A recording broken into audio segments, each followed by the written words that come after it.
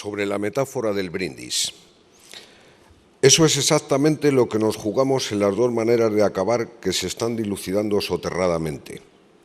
Por una parte, acabar con ETA policial y políticamente, es decir, que sea condenada su historia, que no haya un legado del terrorismo que se disputen sus herederos naturales, llámense Sortu, Bildu o como sea, y el resto del nacionalismo. Por otra, un pelillos a la mar, hagámonos los distraídos y aceptemos por la paz un Ave María o dos rosarios. Sobre el fallo del Tribunal Constitucional. Gracias a esta sentencia, Batasuna volverá a tener bases logísticas en los ayuntamientos y autobuses para movilizar a los suyos. Y va a dispone ya, del censo, herramienta inapreciable para los matarifes de ETA en el pasado. Estamos en tregua, pero si ETA vuelve por donde solía, escrito está, tu nombre está ya listo, temblando en un papel, aquel que dice Abel o yo, tú, él. Sobre el perdón. El perdón. Qué gran asunto con aromas de sacristía y confesionario, pero al gusto socialdemócrata, sustituyendo el dolor de contrición y quizá el cumplir la penitencia por un trámite administrativo que resuelve instituciones penitenciarias. No sé cómo lo verá el titular del departamento, pero parece llevar muy lejos la idea de la ventanilla única que los asesinos puedan tramitar ante Interior el perdón de sus víctimas sin que éstas sean informadas del hecho. Ojos que no ven. Con ustedes, Carmen y Santiago.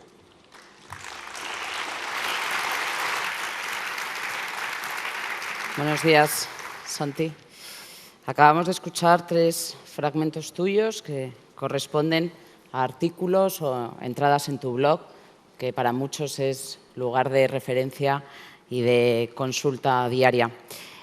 Referentes a 3 cuestiones que consideramos fundamentales, ¿no? Yo he hecho esta selección porque trata 3 aspectos fundamentales para las víctimas, para los que trabajamos con las víctimas y, en definitiva, para la sociedad española en su conjunto. Porque depende de cómo lo hagamos, ganamos o perderemos mucho. Muchos hablan del final de ETA o muchos intentan colgarse la medalla del final de ETA, pasando por alto cómo debe de ser ese final y qué debe de implicar realmente ese final del terrorismo de ETA para que sea un final eficaz. A unos porque les da pereza o consideran que no es una cuestión importante. A otros porque ven el final tan cerca que casi prefieren no tocar estas cuestiones que algunos intentamos introducir en el debate, pero que es difícil que nos sigan. Cuestiones como un final del terrorismo que implique su derrota, como las consecuencias negativas que implica que Bildu se presentara a las elecciones y hoy estén tomando posesión 1.138 electos y que en este momento tengamos ya un alcalde en San Sebastián que es de Bildu. Y lo que es más importante para la cuestión de la justicia, que es que los terroristas cumplan íntegramente sus condenas. Esa reivindicación de las víctimas que es justicia, que no es venganza, sino que paguen por lo que han hecho y estén el tiempo en prisión marcado por la ley sin que lo reduzcan por apaños penitenciarios. Por eso, en relación a esta primera cuestión de la derrota del terrorismo, ¿por qué crees que es tan importante que hablemos de derrotar a ETA policial y políticamente y qué implica realmente esa derrota? Pues implica, en el primero de los textos que se ha leído, hablaba yo de la metáfora del brindis. Era cuando fue excarcelado un preso que llevaba 31 años en la cárcel y en su casa de Amorebieta apareció una fotografía en todos los periódicos con él, su mujer y sus padres brindando con copas de cava. O sea, me pareció que en aquella foto faltaba algo. Es decir, aquellos eran los oficiantes, pero había una comunidad debajo, que eran los destinatarios del brindis. Esa comunidad y el papel vicario que tenía el fotógrafo de los fotógrafos de los periódicos, ¿no? Ellos eran los destinatarios del brindis y esto me hizo recordar otra foto parecida de hace muchos años. En 1991, cuando el PNV y el Partido Socialista llegaron a un acuerdo con una ONG vagamente ecologista que se llamaba Lurraldea y que estaba patroneada por un antiguo concejal de Herri Batasuna de Tolosa, y decidieron cambiar el trazado que habían decidido las instituciones después de estudios muy voluminosos sobre impacto medioambiental, sobre esto para la famosa autovía de Leizarán, e impusieron la que ellos habían hecho. Salieron en los periódicos dos dirigentes de Herri Batasuna brindando con cava en vaso de plástico. A mí me parece que eso es lo que escenifica lo que nos estamos jugando, es decir, el relato que queda de todo esto. Que ETA pueda hacer una valoración en la que salen victoriosos, en la que toda su ejecutoria criminal a lo largo de estos 50 años adquiera un sentido. Es decir, hoy mismo que tú has citado que Izaguirre acaba de ser elegido alcalde de San Sebastián, el lunes, con toda probabilidad, Martín Garitano, también de Bildu, antiguo militante de Batasuna, será elegido diputado general de Guipúzcoa. Bien, en este momento ninguno de los dos va a tener la menor duda de que los 858 asesinatos cometidos por ETA a lo largo de todos estos años han tenido sentido. Y eso es lo que hace fundamental que nos planteemos la cuestión en términos de que ETA salga derrotada política y policialmente, que no haya un relato posterior que pueda justificar con efecto retroactivo todos los crímenes pasados. Hay en ello no solo la culpa, no solo la tienen naturalmente los principales implicados, los batasunos y sus ayudantes en esto, estos dos partidos en franca degeneración que están siendo absorbidos de manera total, sin resistencia. La tienen también el nacionalismo, la tienen también determinadas pasividades. Todo esto es culpable del estado de cosas actual. Había un artículo que publicó en El Mundo hace como un par de años, creo recordar, Joseba Arregui, que es un hombre que viene del nacionalismo, como todo el mundo sabe, pero que ha hecho algunas de las reflexiones más inteligentes y más interesantes sobre este asunto. Y terminaba aquel artículo diciendo que el problema del nacionalismo es que aspiraba a terminar con ETA, sí, a que ETA dejara su actividad, pero que el problema es que estaba dispuesto a seguir gobernando no solo como si ETA no existiera, sino como si ETA nunca hubiera existido. Y yo creo que esa es la diferencia que hay. Sí, de hecho, en el segundo texto que han leído en relación a la sentencia del Tribunal Constitucional que permitió que Bildu se presentara a las elecciones, hablas algo así como de legado del terror, ¿no? Entonces yo creo que al final, efectivamente, esa es la consecuencia, ¿no? Que aquello por lo que ETA lleva asesinando tantos años ha quedado ya institucionalizado por la presencia de Bildu en los ayuntamientos desde hoy mismo, ¿no? ¿Y qué les dirías a aquellos? Porque en estos últimos días, tanto en las televisiones como en algún coloquio o conferencia que hemos tenido y que han participado personas que hoy se encuentran aquí, nos han querido vender por parte de dirigentes políticos, por parte de miembros del Gobierno central y del Gobierno vasco, que estábamos más cerca de la derrota de ETA, que los 1.138 concejales de Bildu o cargos de Bildu lo que nos trae que es una victoria del Estado de Derecho y que estamos mucho más cerca. ¿Tú eso cómo lo valoras? Bueno, yo tendría que repetir ahora todas las ideas que ha expuesto y ha expuesto magníficamente Aurelio Arteta antes, pero claro, es que son estos disparates que se dicen y que luego tanta gente repite de manera crítica.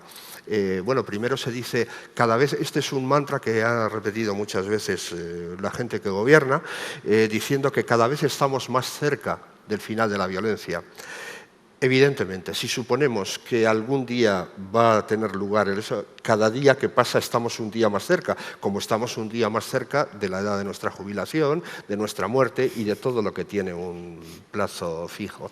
Pero en segundo lugar, es que esto es un dislate extraordinario, porque antes no solo ha tenido 300 y pico mil votos, o sea, la mayor representación electoral, o sea, el doble de lo que solía tener Herri Batasuna por término medio, que tenía siempre una representación electoral muy estable. El primer problema es que es la primera vez que han conseguido poder institucional, o sea, en esto son 1.138 concejales entre el País Vasco y Navarra y son 80 y tantas alcaldías, pero es además una de ellas la de San Sebastián. Pero es que además van a tener una diputación, la Diputación Foral de Guipúzcoa. Que esto es, dice, bien, demos un paso más en la lógica. El día que consigan también la Diputación de Álava y la de Vizcaya y las capitales de Bilbao y Vitoria, muy probablemente ETA dejará de matar para siempre, porque se opera como si ETA fueran una cuadrilla de sádicos que sacaran un especial placer de quitarle la vida a un ser humano. No, como muy bien ha dicho Arteta, son delincuentes políticos sin que esto sirva como paliativo moral, en absoluto. O sea, son unos tipos que asesinan fríamente, que introducen en sus crímenes un cálculo político, porque ellos no lo harían por sí mismos. Esto lo hacen de manera instrumental, lo hacen para conseguir el poder. El día que lo consigan, pues si ETA no desaparece, hombre, ETA quedará pues para aplicar algún escarmiento a los díscolos como elemento disuasorio que se dice, pero evidentemente estaremos más cerca de eso que comúnmente se llama la paz. No, yo haciendo referencia también a lo que ha comentado Aurelio Arteta de la importancia, y creo que Reyes Mate también ha tratado la cuestión del hacer frente a ese pasado, a esa historia, en este caso que ETA ha sembrado de muertes, de heridos, de gente que ha tenido que irse del País Vasco. Y en relación a este sujeto que has mencionado, Martín Garitano, de la Diputación de Guipúzcoa, ¿no?, que tomará posesión, creo que has dicho el lunes, a mí me viene a la cabeza esa entrevista que concedió al Mundo después de las elecciones, que hablaba de, efectivamente, ¿no?, de todos los tipos de violencia, que no tenían un protocolo establecido, porque le preguntaba a la periodista que qué harían en el caso de que hubiese atentados, que si condenarían los atentados de ETA, y dijo que no tenían establecido un protocolo y que no habían tratado la cuestión, y bueno, que sí, que se oponían a todas las violencias que ocurrieran en el futuro, ¿no? Entonces, creo que ese es un punto muy importante a resaltar, que las víctimas lo han reivindicado, que hay un documento firmado por la mayoría de los colectivos que reivindica y que hace hincapié en la importancia de la condena de esa historia del terror, pero no porque las víctimas les haya dado un aire un día, sino además en base a una sentencia, en el caso de la ilegalización de Batasuna, del Tribunal de Derechos Humanos, que viene a decir que el proyecto político por el que ETA venía asesinando, que en definitiva es el proyecto político que defendía Batasuna, era incompatible con el sistema democrático español y que por eso no podían participar en el juego democrático. Sí, sí. Entonces, creo que efectivamente ese es un punto muy importante. Otra cuestión que hemos leído o que nos han leído en los textos es en relación al perdón. Y a eso que ahora tanto nos quieren vender de que hay determinados etarras que están arrepentidísimos y que están escribiendo unas cartas a sus víctimas pidiéndoles perdón, ¿no? Y escribiste un artículo, no recuerdo ya si fue en el periódico o fue en el blog, a raíz de un arrepentido del que hemos comentado muchas veces, Valentín Lasarte, y hablabas de que el perdón olor a sacristía, que el perdón era algo íntimo de cada una de las víctimas, también se ha tratado en los diálogos anteriores.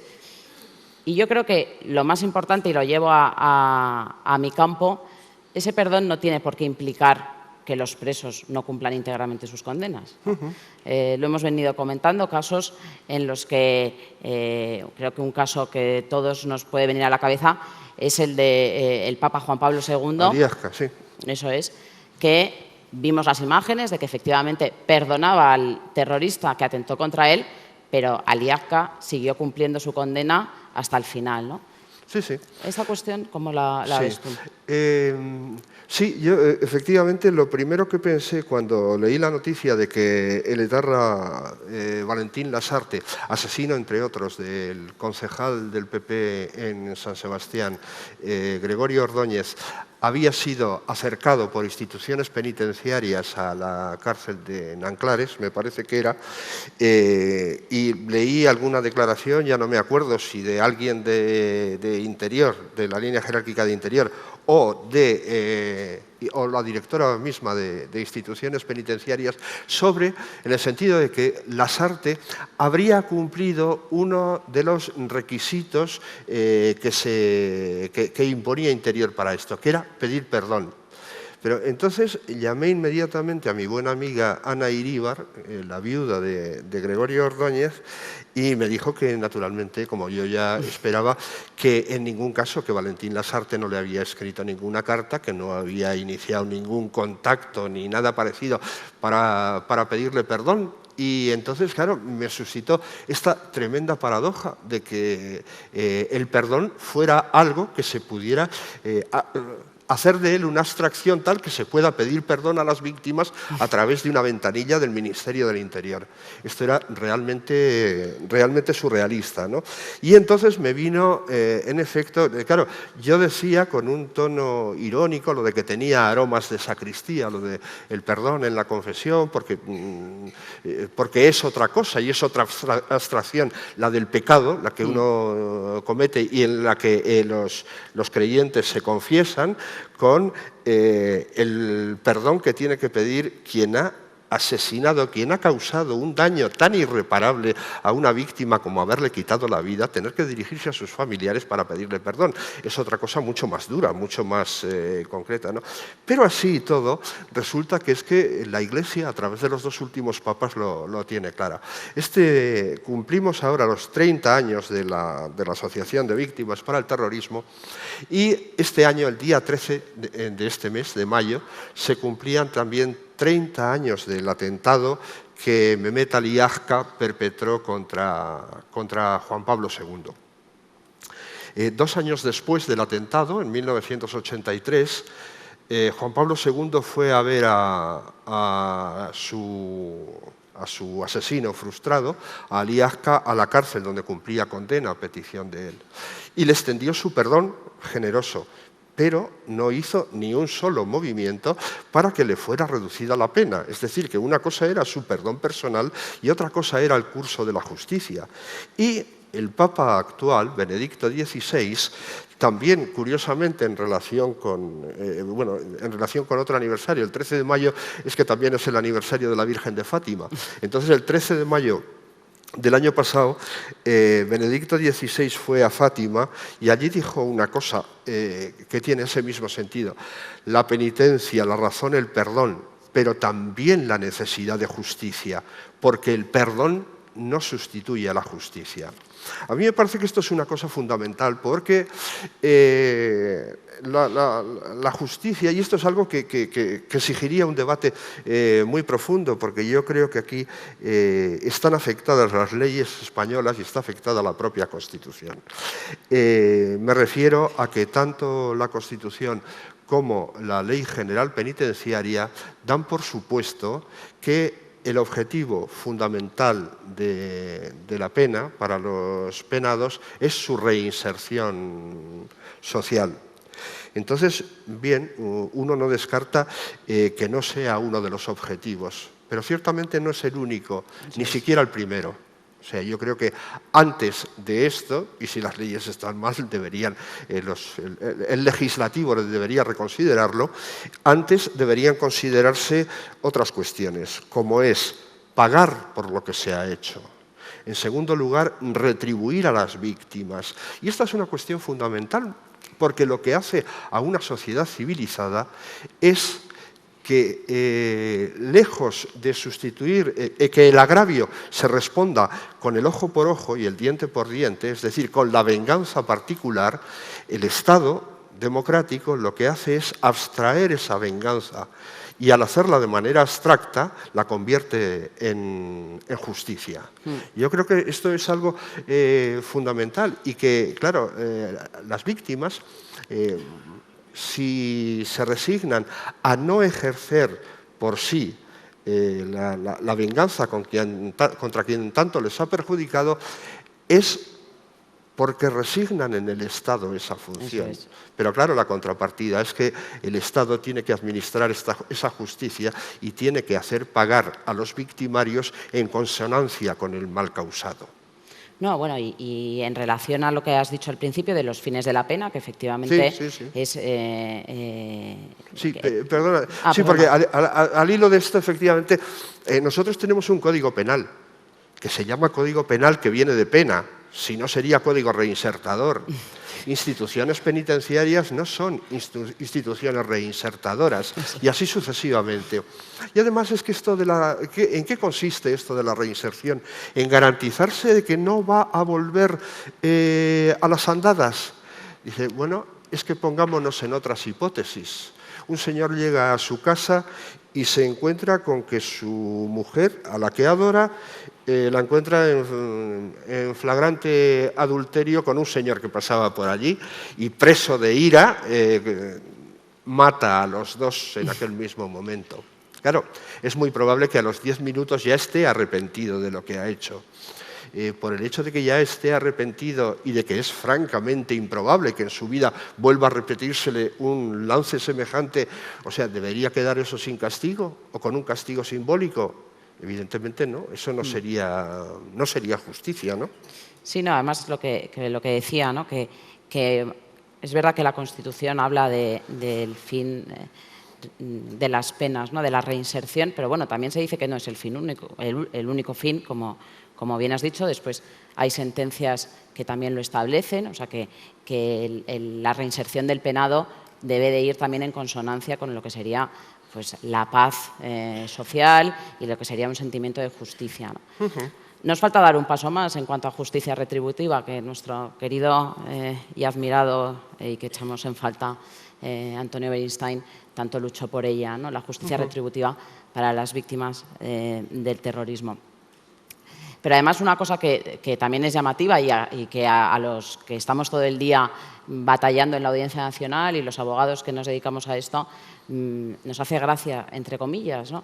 Porque nos quisieron vender con las famosas cartas de arrepentimiento y los requisitos que se cumplía estrictamente la ley. Yo creo que fue el propio ministro del Interior y también la directora de instituciones penitenciarias que decía que es que eso estaba recogido en la ley y que se estaban cumpliendo escrupulosamente la ley. Y nuestra reivindicación era que no era así, porque efectivamente, ¿vale?, la ley recoge la cuestión del perdón, no estando de acuerdo, considerando que es algo que afecta al ámbito privado de la víctima, pero recoge otro requisito que para nosotros era fundamental, que es el de la colaboración activa con la justicia para la resolución de atentados en los que el penado hubiese tenido algo que ver o otros en los que pudiese decir algo. Y eso no se está cumpliendo en ningún momento. Claro. Entonces, es un juego tramposo, ¿no? Cuando te dicen se está cumpliendo escrupulosamente la ley y nosotros queríamos alzar la voz y decir que no era cierto, que aunque no estábamos de acuerdo con esas cartas, pero que aparte no se estaban cumpliendo con los requisitos establecidos por la ley, ¿no? Sí, no, además lo curioso es que estas cartas son un formulario, son algo que a mí no me costaría nada imaginar que es el propio Ministerio del Interior la que se las entrega ya formateadas y solo a punto para la firma. Es un mero trámite. Esto sí me gustaría decir, además, al hilo de esto, la diferencia que hay entre eso que acabas de decir y que han dicho también los anteriores, acerca de la diferencia entre el perdón como algo privado, con la retribución de la pena, con la justicia, como en el ámbito de lo público. Y es que se me ocurre un ejemplo. En 1977, al reunirse las Cortes Constituyentes, una de las cosas que cambiaron del Código Penal era cómo contemplaba la violación. Porque la violación la contemplaba como un delito particular. Es decir, después de haberse producido una violación y de haberse denunciado por la víctima, la familia del violador se dedicaba a hacer una presión o un acoso sobre la víctima con el fin de que perdonara a su violador. Y una vez perdonada por la víctima, no había causa, no había pena. Paradójicamente, si el violador cometía el descuido de, además de violar a su víctima, robarle el bolso, el perdón de la víctima le extinguía cualquier responsabilidad con respecto a la violación, pero no por el robo del bolso, que eso era algo perseguible de oficio y por lo que el perdón de la víctima no le salvaba. Esto, naturalmente, se hizo que la violación pasara a ser un delito perseguible de oficio y en el que el perdón de la víctima se manifestara en el ámbito de lo privado, pero no tuviera la menor repercusión pública. Efectos de la Bueno, justicia. ya por ir terminando para cumplir los tiempos fijados y no excedernos demasiado, yo quería retomar un poco cómo había el comienzo de mi intervención, ¿no? Que estos tres aspectos que íbamos a tocar en este diálogo, que yo pretendía que comentáramos tú y yo, al final, bueno, son tres cuestiones que durante este tiempo, estas semanas, estos meses, pues las víctimas han alzado la voz y lo han reivindicado. Y algunos han intentado acallarlas, decir que no están legitimadas para hablar o que están movidas por un dolor que les hace no ser objetivas y que mejor que no intervengan del debate político o del debate de las cuestiones que les afectan. Y yo quería saber un poco tu opinión acerca de ese papel de las víctimas, de esa voz de las víctimas, que al fin y al cabo hoy estamos aquí y durante estos días lo que se ha tratado es de darles precisamente voz a ellas. Pues yo creo que la labor de las víctimas es seguir reivindicando memoria, dignidad y justicia. Y además, o sea, estar vigilantes cerca de los poderes públicos con el fin de que no se tergiverse esto y no se hagan cosas como esas que acabamos de comentar de ese extravagante perdón que se pide en ventanilla única por parte de los asesinos en el Ministerio del Interior, porque eso no tiene ninguna razón de ser. El papel de las víctimas es vigilar. También creo, de la misma manera creo, que un gobierno tiene la suficiente legitimidad para tener una política penitenciaria, antiterrorista, en sentido que no tenga que estar negociada con las víctimas del terrorismo. Pero lo que sí debe hacer es escucharlas con muchísima atención y no someter su derecho a estas cosas, a estos objetivos que acabamos de señalar, al chalaneo político, que no esté dispuesto a hacerlo objeto de negociación con la banda terrorista o con alguno de sus brazos políticos para conseguir otros objetivos.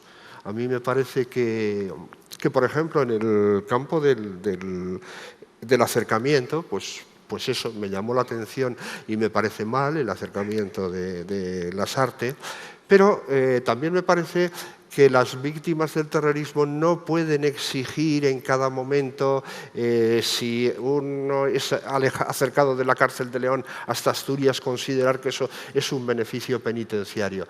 La política de alejamiento y de dispersión de los presos que se puso en marcha por un ministro de Justicia que está inequívocamente alineado con las víctimas, Enrique Múgica, no se hacía por motivos humanitarios hacia los terroristas, se hacía con el fin de segregar, de romper el núcleo duro que en las cárceles, en el frente de Macos, que lo llama ETA, formaban los terroristas presos, para alejar a los que eran más susceptibles de arrepentimiento del poder de coacción que tenían sus compañeros, los que en términos convencionales se calificaba como los terroristas más duros.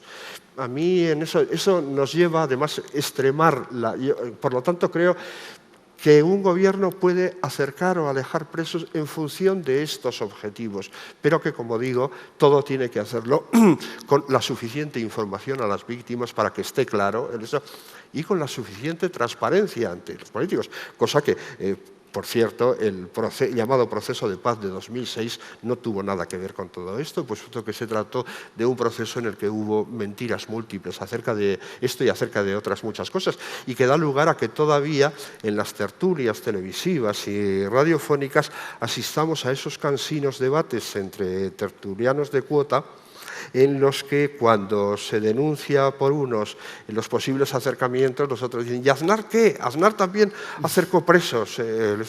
A mí el acercamiento de presos me preocupa menos que otras cosas, porque en todo caso son medidas reversibles. Es decir, que si no dan el fruto político que se esperaba de ello, pues con volver a mandarlo al salto del negro ya está, no hay ningún Ahí problema. está, yo creo que la clave está en eso, en el que efectivamente por parte de instituciones penitenciarias o por parte de Interior, a la hora de tomar esas decisiones, se tenga en cuenta o se valore los requisitos de los que hemos estado hablando, de una auténtica voluntad por parte de ese penado de colaborar con la justicia y a la mínima duda o al menor atisbo, pues volverlos a alejar. Evidentemente, y que en todo caso, por mucho que yo me ratifico en lo que acabo de decir sobre la autonomía del gobierno para tomar este tipo de decisiones, o sea, debería ser obligatorio que el Ministerio del Interior e instituciones penitenciarias llamara a las víctimas, a los perjudicados, explicando qué se va a hacer con el victimario de su marido o de su familiar, y por qué se hace.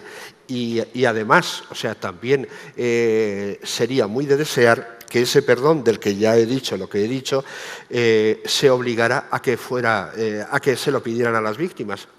No por nada, o sea, como una condición necesaria, en modo alguno suficiente, para nada.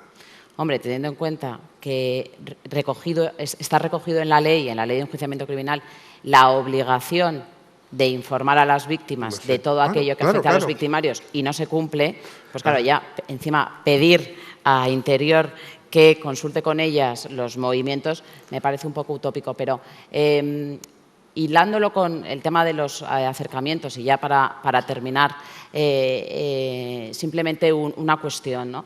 Estando de acuerdo con lo que dices, pero el problema viene cuando se ha pretendido utilizar esos movimientos, bueno, pues para intentar darles una salida que creo además que ha quedado demostrado que no ha surtido efecto, ¿no? La última estrategia es llevada a cabo por instituciones penitenciarias del palo y la zanahoria, de premiar a los buenos y castigar a los malos, porque el ejemplo claro es que en el momento en el que se empezó a hablar de Bildu o de Sortu, en el momento que el colectivo de presos ha visto que había una posibilidad de que iban a volver a tener representación política en las instituciones y que iban a llevar sus reivindicaciones de acercamiento, de excarcelación de los más antiguos, etcétera, esas cartas de perdón han parado. O sea, al final, al ministro y a Interior, esa estrategia en la que pensaban que se iban a coger cientos de presos que ya estaban desvinculados de la banda